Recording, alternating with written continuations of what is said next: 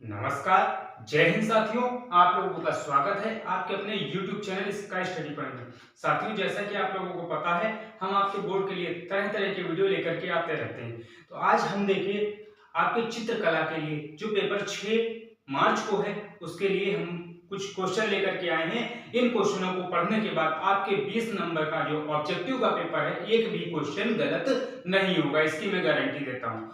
तो मैं एक तरीके से पढ़ाते चलूंगा, आपको जिस टाइप के प्रश्न पूछे जाते हैं उनके बारे में पूरा डिस्क्राइब करते चलूंगा। मेरे चैनल पे बने रहिए, पूरा वीडियो वॉच कीजिएगा, आपके बहुत अच्छे नंबर आने वाले। चलिए बिना देर करते हुए शुरू करते हैं। पहला क्वेश्चन जैसे है आया हुआ है पिछले साल, तो समबाहु त्रिभुज किसे कहते हैं?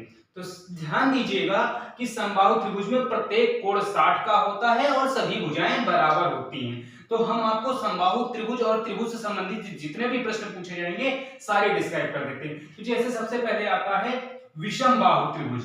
विषम बाहु त्रिभुज, तो विषम बाहु त्रिभुज क्या होता है? जिसकी कोई भी भुजा बराबर ना हो।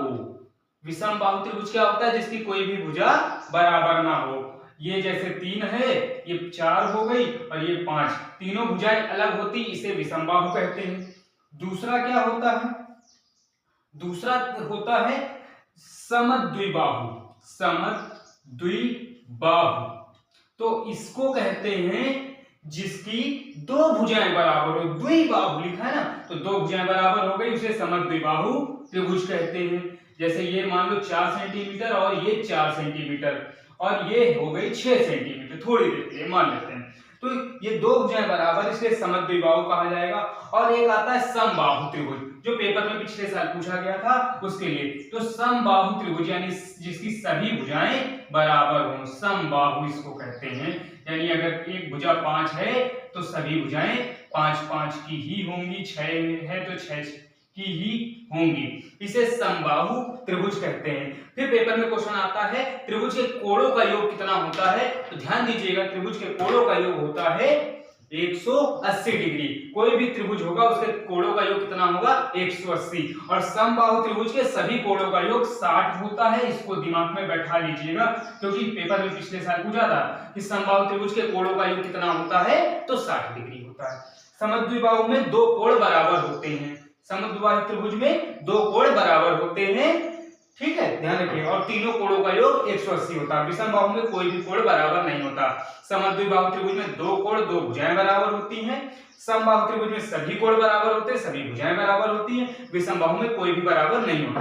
अब मुझे आशा है त्रिभुज से संबंधित आपका कोई भी प्रश्न नहीं छूटेगा। चलिए हम लोग बात कर लेते हैं इसी तरीके से अन्य आकृतियों की। तो त्रिभुज के बाद दूसरी आकृति आती है हमारे पास, जिसको कहते हैं वर्ग। तो वर्ग की क्या खासियत होती है? आप लोगों ने पढ़ा होगा, जो मैथ के स्टूडेंट है वो जानते हैं कि वर्ग की सारी भुजाएं यानी स्क्वायर की सारी साइडें बराबर होती हैं, ठीक है, सारी साइडें बराबर होती हैं। प्रत्येक कोण 90 डिग्री का होता है, प्रत्येक कोण 90 डिग्री का होता है और सारी भुजाएं बराबर होती हैं। तो ये वर्ग की खासियत होती है। वर्ग में सभी भुजाएं बराबर, सभी भुजाएं बराबर होती हैं। क्या होती है? बराबर होती हैं। और प्रत्येक कोण 90 डिग्री का होता है। ये वर्ग की खासियत हो गई। अगर इसका क्षेत्रफल पूछे वर्ग का, तो भुजा गुणे भुजा आपको पता ही है, ये नहीं पूछेगा। वैसे बस इतना ही पूछेगा, कोण पूछेगा या तो भुजाएं पूछेगा। कहेगा वर्ग की सारी भुजाएं बराबर होती है। कोण कितना होता है? 90 डिग्री होता है। क्लियर? अब इसके बाद एक आता है आयत। आयत के फॉर्म में ध्यान दीजिएगा कि वर्ग जो है एक प्रकार का आयत हो सकता है, वर्ग एक प्रकार का आयत हो सकता है, लेकिन आयत एक प्रकार का वर्ग नहीं हो सकता। तो आयत की क्या खासियत होती है? आयत में आमने सामने की भुजाएं बराबर होती हैं और प्रत्येक कोण 90 डिग्री होता है और इनके विकर्ण भी आपस में बराबर होते हैं। तो आयत की क्या खासियत है? आयत की पहली खासियत मैंने बताई कि आमने सामने की भुजाएं, आमने सामने की भुजाएं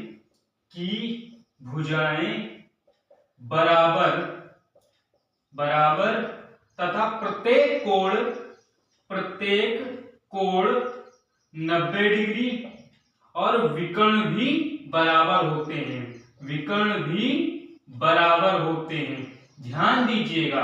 तो आयत आएगा तो आपको कैसे पहचानना है, कभी कभी ऐसे आ जाता है क्या प्रत्येक आयत वर्ग हो सकता है, तो प्रत्येक आयत वर्ग नहीं हो सकता, लेकिन प्रत्येक वर्ग एक आयत हो सकता है क्योंकि उसके भी विकर्ण बराबर होते हैं। चलिए नेक्स्ट क्वेश्चन की ओर बढ़ते हैं। हमने आपको आयत बता दिया, वर्ग बता दिया, अब एक समचतुर्भुज के बारे में बात कर लेते हैं। तो समचतुर्भुज क्या होता है, इस ध्यान दीजिएगा इसमें थोड़ा सा कि समचतुर्भुज कुछ इस प्रकार से बना होता है। इसकी सारी भुजाएं बराबर तो होती हैं, लेकिन प्रत्येक कोण जो है 90 डिग्री का नहीं होता, अन्य डिग्री का होता है। दूसरी बात, इनके विकर्ण कभी भी बराबर नहीं होते, इनके विकर्ण बराबर नहीं होते। कुछ इस तरीके से दिखता है, पतंगाकार कुछ इस तरीके से दिखता है, जिसको काइट कहते हैं। तो ये वैसे नहीं पूछेगा परीक्षा में, लेकिन फिर भी मैंने बता दिया, कभी कभी पूछ भी सकता है पतंगाकार आकृति कौन सी है, या फिर कह देगा त्रिभुज की आकृति कौन सी है निम्न में से, ऐसे जिसका साइन बना हो त्रिभुज होगा। आयत पूछेगा तो ऐसे साइन बना होगा, वृत्त पूछेगा तो ऐसे बना होगा, और वर्ग पूछेगा तो ऐसे बने होगा। तो इनमें से भी पूछ सकता है निम्न में से कौन सी आकृति वर्ग है, तुरंत देख के बता दोगे। कौन सी वृत्त है, तो ये वृत्त है, वृत्त। ध्यान दीजिएगा, वर्ग और वृत्त में अंतर है, ये आयत है, ये त्रिभुज है, वो वर्ग है। ठीक है, ये समचतुर्भुज है, ये पतंगाकार आकृति कभी कभी पूछ लेता है। चलिए नेक्स्ट क्वेश्चन की ओर बढ़ते हैं। वो क्या पूछ सकता है, कोणों के बारे में पूछ सकता है, क्योंकि ज्यामिति आर्ट भी आप लोगों के आर्ट का एक हिस्सा है, तो पूछ लेता है न्यून कोण किसे कहते हैं। तो न्यून कोण का मतलब हुआ ऐसा कोण जो 0 से अधिक तथा 0 से ज्यादा हो और 90 से कम हो, 90 से कम, इसको न्यून कोण कहते हैं। फिर आता है समकोण, ऐसा कोण जो 90 डिग्री का होता है उसे समकोण कहते हैं। कितने का होता है, 90 डिग्री का होता है, इसे समकोण कहते हैं। फिर आता क्या है अगला, जो है सरल कोण, सरल कोण, और या फिर जो है इसी को हम लोग रिज कोण भी कहते हैं। क्या कहते हैं, रिज कोण, सरल कोण अथवा रिज कोण, ये 180 डिग्री का होता है। लेकिन पेपर में पूछेगा अधिक कोण किसे कहते हैं, तो वह कोण जो क्या हो 90 से अधिक तथा 180 से कम होता है, 180 से कम होता है। इसके बाद आता है बृहद कोण। बृहद कोण का मतलब हो गया जो 180 से अधिक और 360 से कम होता है, उसे बृहद कोण कहते हैं। और संपूर्ण कोण पूछेगा, कंप्लीट एंगल पूछेगा, तो ये 360 डिग्री का। ध्यान रखिएगा, एक प्रश्न इससे जरूर पूछा जाएगा कि न्यून कोण 0 से 90 के बीच में होता है, समकोण 90 डिग्री का होता है, सरल अथवा रिज कोण 180 का होता है, अधिक कोण 90 और 180 से कम होता है, 90 से अधिक 180 से कम होगा, और बृहद कोण 180 से 360, संपूर्ण कोण 360। इस तरीके से ये पूछेगा। फिर पूछेगा कि अगला प्रश्न हमारे पास जैसे आता है वहां पर वो आपसे क्या पूछ सकता है, उस प्रश्न में वो पूछेगा कि ये बताइए एक बिंदु से कितनी रेखाएं खींची जा सकती हैं। तो एक बिंदु से अनंत रेखाएं खींची जा सकती, कितनी, अनंत रेखाएं खींची जा सकती। अगर फिर प्रश्न पूछता है दो बिंदुओं से कितनी रेखा खींची जा सकती, तो दो बिंदुओं से केवल एक रेखा खींची जा सकती है। जैसे हमने इसको मिला दिया तो केवल एक रेखा, लेकिन अगर एक बिंदु की बात करेगा तो अनंत रेखाएं, चाहे जितनी आप खींचते चले जाइए, इसका कोई भी वो नहीं है। तो एक बिंदु से अनंत रेखाएं और दो बिंदु से एक रेखा खींची जा सकती है, इसे ध्यान रखिएगा। ठीक है, अब इस तरीके का जो प्रश्न आप लोगों से पूछेगा तो आप लोग सॉल्व कर लेंगे। अब एक पूछता है कोण के बारे में, और कोई वृत्त है और उसमें एक कोण मान लीजिए 120 डिग्री का है, तो दूसरा कितना होगा। तो आप ऐसे क्वेश्चन को तुरंत 360 से घटा देंगे, तो 120 घटाएंगे 240 डिग्री आ जाएगा। ठीक है, या पूछेगा दो कोण इसमें इतने हैं, तो भी आपको दोनों को जोड़ करके 360 से ही घटाना है, क्योंकि वृत्त के संपूर्ण कोण कितना होता है 360। तो ये प्रश्न आप लोग कर लेंगे, एक कोण दिया होगा, एक पूछेगा। तो ये कोण, वृत्त, वर्ग से संबंधित मैंने सारे प्रश्न आपको हल करा दिए। इसके बाद आप लोगों के पेंसिल से संबंधित प्रश्न पूछे जाते हैं, उनको ध्यान दीजिएगा। तो देखिए कौन सा प्रश्न पूछा जा सकता है, पूछा जा सकता है कि जो है कौन सी पेंसिल की रेखाएं जो है काले रंग की होती हैं? तो जो 2B पेंसिल होती है इसकी रेखाएं काली होती है। जितनी भी B से संबंधित होगा ये काली होती हैं। B से संबंधित रेखाएं कौन सी होती? काली। ठीक है, इनका जो नंबर है जिस हिसाब से बढ़ता जाएगा उस हिसाब से काली होती जाएगी। जैसे 2B और 6B में बात करें तो 6B ज्यादा काले रंग की रेखा होगी, ज्यादा काले रंग की रेखा होगी। अगर 2B से खींचेंगे तो कम काले रंग की होगी, 6B से खींचेंगे तो ज्यादा काले रंग की होगी। अगर यही हम बात करते हैं हल्की रेखाओं के लिए, तो हल्की रेखा के लिए बात करेंगे। हल्की रेखा के लिए तो H से खींची गई रेखा हल्की होती है। ठीक है, H से जो रेखाएं होती, H से खींची गई रेखाएं कैसी होती हैं? हल्की होती है। जो पेंसिल H होती है, 2H हो सकती, 3H हो सकती, 4H होती, ये सब हल्के में आएंगे। लेकिन अगर पूछेगा सामान्य रेखा किस पेंसिल से खींची जाती है, तो सामान्य रेखा HB पेंसिल से खींची जाती है। सामान्य रेखाएं HB पेंसिल से खींची जाती है। किससे खींची जाती है? HB पेंसिल से सामान्य रेखाएं खींची जा सकती हैं। ये काफी इंपॉर्टेंट प्रश्न रहेगा आपकी परीक्षा की दृष्टि से, तो ध्यान दीजिएगा, इसको अच्छे से देख लीजिएगा। जो B वाली पेंसिल होती है ये काले रंग में होती है। जितना B की ओर ऊपर बढ़ेंगे, 6B के आसपास या इससे ऊपर 8 भी जाएंगे, वो सभी काले रंग की होंगी। और जो हल्की पेंसिल की रेखाएं होती वो सब H वाली होंगी। सामान्य के लिए HB का प्रयोग किया जाता है।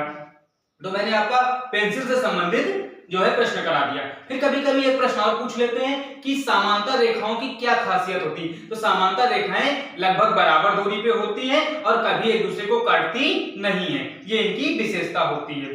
ठीक है, अगर कोई स्पर्श रेखा किसी वृत्त को स्पर्श करती है, ध्यान से सुनिएगा, अगर कोई स्पर्श रेखा वृत्त को स्पर्श करती है तो वो वक्र बनाती, क्या बनाती है? वक्र बनाती है। अब आपके पेपर में ये भी पूछ सकता है घन में कितने फलक होते हैं? घन में 6 फलक होते हैं, 6 फेस होते हैं। इस तरीके से प्रश्न पूछे जा सकते हैं। आप लोगों को एक कुछ छोटी छोटी चीजें और पूछ सकता है, जैसे 1 डेसीमीटर में कितने सेंटीमीटर होता है? 1 डीएम में 10 सेंटीमीटर होता है। कितना होता है? 10 सेंटीमीटर होता है। और यही कहेगा 100 सेंटीमीटर का मीन्स कितना होता है? तो 1 मीटर होता है। ध्यान रखिएगा, 100 सेंटीमीटर में 1 मीटर होता है, 1 डेसीमीटर में 10 सेंटीमीटर होता है, और 1 किलोमीटर में 10,000 डेसीमीटर होता है। कितना होता है? 10,000 डेसीमीटर होता है। इतना ध्यान रखिएगा। इन तीनों में से एक प्रश्न मिलेगा, ये मैं गारंटी देता हूं, परीक्षा में इंपॉर्टेंट लगा के लिख लीजिएगा, इसको बिल्कुल पूछा जाएगा। चलिए अगले प्रश्न की ओर बढ़ते हैं, जो आपका रंगों से संबंधित प्रश्न पूछा जाएगा कि आखिर रंग क्या होते हैं। तो देखिएगा, सबसे पहले पेपर में क्वेश्चन क्या पूछ सकता है? प्राथमिक रंग किसे कहते हैं, या फिर कह सकता है मुख्य रंग किसे कहते हैं। ध्यान रखिएगा, प्राथमिक अथवा मुख्य रंग, दोनों बात एक ही है, प्राथमिक अथवा मुख्य रंग। तो ऐसे रंग जो प्राइमरी होते हैं और प्राथमिक होते हैं वही मुख्य रंग कहलाते हैं। कौन कौन से होते हैं? ध्यान रखिएगा, मात्र 3 रंग हैं। नंबर 1 है लाल, नंबर 2 हमारे पास आता है पीला, और नंबर 3 पे आता है नीला। ध्यान रखिएगा, ये आपके प्राथमिक रंग या प्राइमरी रंग कहलाते हैं, लाल, पीला और नीला। अब आता है द्वितीयक रंग क्या होते हैं। तो प्राइमरी रंगों को मिलाने से द्वितीयक रंग बनते हैं। द्वितीयक रंग यानी प्राथमिक रंगों को अगर मिला देंगे तो ये द्वितीयक रंग कहलाते हैं। जैसे लाल और पीले को मिलाया तो कौन सा बना? नारंगी बन गया। कौन सा बन गया? नारंगी। पीला और नीला को मिला दिया तो हरा बन गया। ऐसे ही क्या करते हैं हम लोग, लाल और नीले को मिला देंगे तो क्या बन जाएगा? बैगनी बन जाएगा। कैसा बन जाएगा? बैगनी बन जाएगा। इस तरीके से ये द्वितीयक रंग हो गए। कौन कौन से? बैगनी, नारंगी और हरा। बैगनी, नारंगी और हरा, ये द्वितीयक रंग हो गए। अब बात करते हैं, इसमें समुद्री हरा भी आ सकता है, धानी भी आ सकता है। ठीक है, ध्यान रखिएगा द्वितीयक रंग कौन कौन से होते हैं मैं एक बार लिखे दे रहा हूं, अलग से बता दिया कैसे प्राप्त हुए। प्राथमिक रंगों से मिलाने से द्वितीयक रंग बनते हैं। कभी कभी पूछता है प्राथमिक रंगों से मिलाने से क्या प्राप्त होता है, तो द्वितीयक रंग प्राप्त होते हैं। द्वितीयक रंग कौन कौन से होते हैं? तो ये 8 रंग होते हैं। सॉरी, ये कितने होते हैं? द्वितीयक में भी 3 रंग होते हैं। अभी आपको थोड़ी देर पहले बताया कौन कौन से होते हैं। बैगनी, बैगनी, नारंगी और हरा, ये आपके द्वितीयक रंग हो गए। अभी थोड़ी देर पहले मिला के भी दिखाया, इन दोनों को मिलाएंगे तो कौन सा बनेगा, नारंगी, और इन दोनों को मिलाएंगे बैगनी, और इसके बाद इन दोनों को मिलाएंगे तो हरा। तो ध्यान रखिएगा, इन्हें द्वितीयक रंग कहते हैं। अब बात करते हैं कि गर्म और ठंडे रंग कौन से होते हैं। ऐसे रंग जिनको देखने पर हमारी आंख में उष्णता होती है उन्हें गर्म रंग कहते हैं, जिनको देख करके ठंडक का एहसास होता है उन्हें ठंडे रंग कहते हैं। जैसे लाल रंग देखते हैं तो अजीब दिखता है, नारंगी देखते हैं तो अजीब दिखता है, पीला देखते हैं तो भी अजीब दिखता है, ये सब गर्म रंग है। कैसे हैं, गर्म रंग। ऐसे रंग जो आंख को शीतलता प्रदान करते हैं ठंडे रंग कहलाते हैं। कौन कौन से रंग ठंडे रंग होते हैं, नीला, हरा, बैगनी, ये सब ठंडे रंग हैं। ठीक है, कौन कौन से हैं, नीला, हरा, बैगनी, है ना। और गर्म रंग लाल, नारंगी और पीला। ध्यान रखें, गर्म और ठंडे रंग पेपर में पूछे जरूर जाएंगे। अब नेक्स्ट आता है ओस्टवाइल्ड के चक्र में कितने रंग थे। तो ध्यान दीजिएगा, ओस्टवाइल्ड के चक्र में 8 रंग थे। ओस्टवाइल्ड चक्र में कितने रंग थे, तो टोटल रंग थे 8। अब कौन कौन से रंग थे ये भी मैं बता देता हूं। तो पहला था, जैसे हमने क्या किया, ये एक गोला बना लिया 8 चक्र के हिसाब से, और इसको 2 भागों में ऐसे डिवाइड किया, फिर ऐसे डिवाइड किया, फिर एक ऐसे डिवाइड कर दिया और एक ऐसे डिवाइड कर दिया। इस हिसाब से ये लाल है। लाल के बाद हमने तुमको प्राथमिक रंग में कौन सा बताया था, पीला। पीला के बाद बताया था आप लोग को नीला। तो लाल और पीला को मिलाया तो नारंगी बन गया। कौन सा बन गया, नारंगी। लाल, पीला, नारंगी, और पीला नीला को मिलाया तो हरा। कौन सा बना, हरा। उसके बाद हरा जो बना आप लोगों का वो आसमानी कहलाएगा, समुद्री हरा। एक आसमानी समुद्री हरा, आसमानी, जिसको समुद्री हरा के नाम से जानते हैं। फिर एक आएगा बैगनी, बैगनी, और एक आपका आएगा धान, जो है हरा धानी में, हरा धानी। ये रंग होते हैं ओस्टवाइल्ड के चक्र में।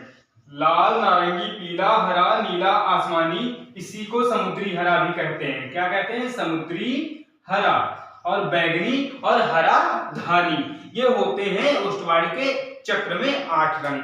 फिर अगला आता है विरोधी रंग किसे कहते हैं। ऐसे रंग जो एक दूसरे का विरोध करते हैं उन्हें विरोधी रंग कहा जा सकता है। जैसे लाल का हरा, काले का सफेद, पीला का नीला, आसमानी का नारंगी और बैगनी का धानी, ये एक दूसरे के विरोधी रंग हैं। नोट कर लीजिएगा। इंद्रधनुष के रंग आप लोगों ने साइंस में पढ़ा था विविड्योर, उससे देख करके लिख सकते हैं कौन कौन से होते हैं। तो इंद्रधनुष के जो रंग होते हैं, वायलेट, इंडिगो, VIB, यानी फिर कहते हैं B फॉर ब्लू यानी नीला, G for green, Y for yellow, O for orange, R for red. ये 7 रंग यानी लाल, नारंगी, पीला, हरा, नीला, उसके बाद जामुनी और बैगनी, ये हमारे इंद्रधनुष के 7 रंग होते हैं।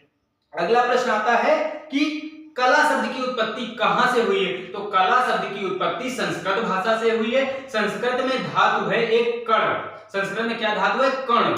ऐसे लिखा होगा क और अ, इसको जो है कण धातु से संस्कृत में कला शब्द की उत्पत्ति हुई है। ध्यान रखिएगा, पेपर में पूछा जा सकता है, या फिर कल धातु से भी कह सकते हैं। कण लिखा हो अथवा कल लिखा हो, और संस्कृत भाषा का शब्द है कला। अगला प्रश्न पूछ सकता है आलेखन कितने प्रकार का होता है। तो आलेखन जो है 3 प्रकार का होता है। नंबर 1 ज्यामितीय आलेखन, नंबर 2 होता है प्राकृतिक आलेखन, और नंबर 3 होता है अलंकारिक आलेखन। फिर आता है कौन से रंगों का माध्यम पारदर्शी होता है। जो तेलीय रंग होते हैं, तेल वाले, ऑयल पेंट वाले, ऑयल रंग वाले जितने भी होते हैं वो सब पारदर्शी होते हैं। फिर पूछता है बाहरी रेखाओं को खींचने के लिए या फिर शेड करने के लिए कौन सी ब्रश का उपयोग करते हैं। जो सबसे छोटी ब्रश आपको ऑप्शन में दी हो उसको टिक कीजिएगा, अथवा 2 नंबर की ब्रश का यूज किया जाता है। कहीं कहीं पर 0 का भी उपयोग कर लेते हैं उपयोगिता अनुसार। फिर आता है मापनी में, कोई भी चीज मापने की प्रक्रिया शुरू करते हैं तो वहां पर यूनिट कितने से शुरू होती है, तो वो 0 से शुरू होती है। कभी कभी कुछ प्रश्न ऐसे भी पूछ लेते हैं कि बताइए हमारे यहाँ अजंता की गुफाएं जो हैं उनकी संख्या कितनी है? तो लगभग इस समय 29 से 30 हो चुकी है। अगर आप लोगों को लगता है प्रश्न पर्याप्त हो चुके हैं तो बहुत अच्छी बात है, क्योंकि इससे बाहर मैं बता सकता हूं नहीं पूछा जाएगा, इतने में इससे ही आपका पूरा पेपर फंस जाएगा। आप निश्चिंत होकर के इतना पढ़ लीजिए। हमारा वीडियो अगर अच्छा लगा है अपने मित्रों को और अपने सहपाठियों को शेयर कीजिए, ताकि वो भी बहुत अच्छे से जो है अपने पेपर को पास कर सके, क्योंकि ये स्कूल में नहीं पढ़ाया जाता है और आप लोगों को तमाम समस्याएं होती, इसलिए मेरा उद्देश्य था इस वीडियो को बनाना। और हमारे वीडियो को ज्यादा से ज्यादा लाइक शेयर और सब्सक्राइब कीजिए। धन्यवाद।